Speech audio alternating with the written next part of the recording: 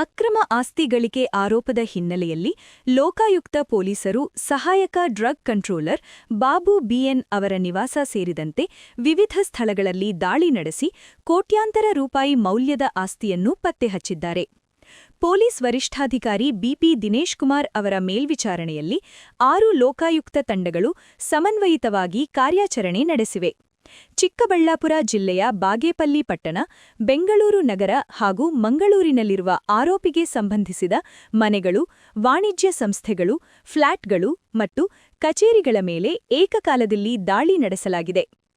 ಶೋಧ ಕಾರ್ಯಾಚರಣೆ ವೇಳೆ ಆರೋಪಿಯ ಆದಾಯಕ್ಕಿಂತ ಹೆಚ್ಚುವರಿಯಾಗಿ ಸುಮಾರು 3.37 ಕೋಟಿ ರೂಪಾಯಿ ಮೌಲ್ಯದ ಚರ ಮತ್ತು ಸ್ಥಿರ ಆಸ್ತಿಗಳು ಪತ್ತೆಯಾಗಿವೆ ಎಂದು ಅಧಿಕಾರಿಗಳು ತಿಳಿಸಿದ್ದಾರೆ.